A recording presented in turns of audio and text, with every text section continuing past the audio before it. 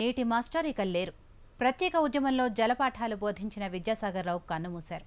కొద్ది రోజులుగా క్యాన్సర్తో బాధపడుతున్న ఆయన తుదిశ్వాస విడిచారు. కీమోథెరపీ చేయించుకున్న ఫలితం లేకుండా పోయింది. హైదరాబాద్లోని ఓ ప్రైవేట్ హాస్పిటల్లో చికిత్స పొందుతూ మృతి చెందారు.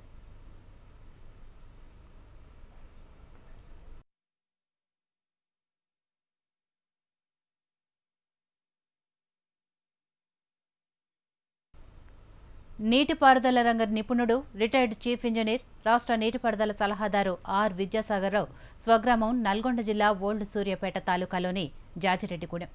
ఈ ఊరు మారుమూల గ్రామం, చాలా వెనుకబడ్డ ప్రాంతం. ఆయన తల్లి లక్ష్మమ్మ, తండ్రి ఆర్ రాఘవరావు. వారిది విద్యావంతుల కుటుంబం. ఆయన తండ్రి అప్పటికే టీచర్ అయినందువల్ల ఆ కుటుంబంలో అందరూ చదువుకున్నారు. ఆ ఊళ్ళో ఫస్ట్ మెట్రికులేట్ వాళ్ల నానే అట, ఫస్ట్ గ్రాడ్యుయేట్ వాళ్ల అన్న. విద్యాసాగర్ రావు వాళ్ల ఊళ్ళో మొట్టమొదటి ఇంజనీరింగ్ పట్టభద్రుడు.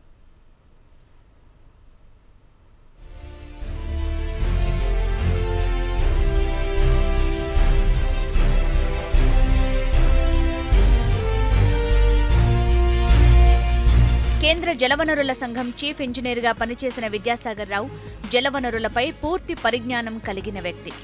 తెలంగాణ రాష్ట్ర ఇరిగేషన్ వ్యవహారాలకు ఒక రకంగా చెప్పాలంటే ఆయనే పెద్ద దిక్కు.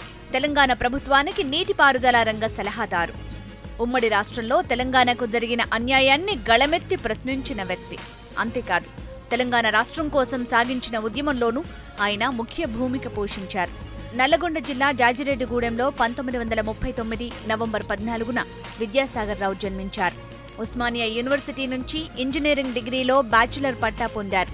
ఆ తర్వాత 1979లో యూనివర్సిటీ ఆఫ్ రూర్కీ నుంచి జలవనరుల విభాగంలో మాస్టర్స్ డిగ్రీ పొందారు. అమెరికాలోని కొలరాడో యూనివర్సిటీ నుంచి వాటర్ రిసోర్సెస్ సిస్టమ్ ఇంజనీరింగ్ విభాగంలో డిప్లొమా కూడా చేశారు. నీటి వనరులు, వాటి వినియోగంపై పూర్తి అవగాహన కలిగిన జలవనరుల నిపుణుడు విద్యాసాగర్ రావు. ఆయన ఢిల్లీ యూనివర్సిటీ నుంచి న్యాయవాద కోర్సు కూడా పూర్తి చేశారు.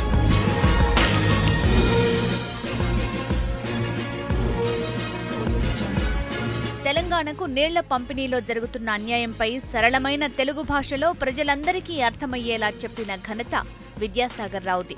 సాగునీటి రంగంపై వివిధ పత్రికల్లో దాదాపు 100కు పైగా వ్యాసాలు రాశారు.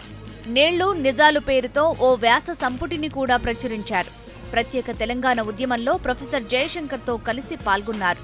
ఉమ్మడి రాష్ట్ర హయాంలో సాగు, తాగునీటి రంగాల్లో తెలంగాణకు జరిగిన అన్యాయంపై ప్రజలకు అవగాహన కల్పించడంలో టీఆర్ఎస్ అధ్యక్షుడు కేసీఆర్తో కలిసి అడుగులో అడుగేశారు. ఇంజనీరింగ్ రంగంలో ఆయన కనబరిచిన విశేష కృషికి ఇన్స్టిట్యూట్ ఆఫ్ ఇంజనీర్స్ సంస్థ కూడా ఆయన్ను సత్కరించి సన్మానించింది.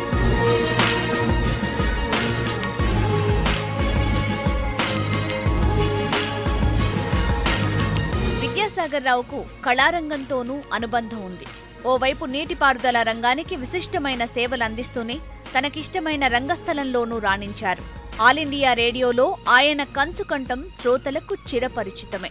రవీంద్ర భారతిలో పేకేటి శివరాం, త్యాగరాజు, కోవై సరళతో కలిసి ఎన్నో నాటకాలు ప్రదర్శించారు. ఆ నేపథ్యమే ఆయన్ని సినీ రంగం వైపు అడుగులేయించింది. ఆయన నటించిన తొలి చిత్రం జైబోలో తెలంగాణ కాగా, చివరి చిత్రం జూనియర్ ఎన్టీఆర్ నటించిన ధమ్.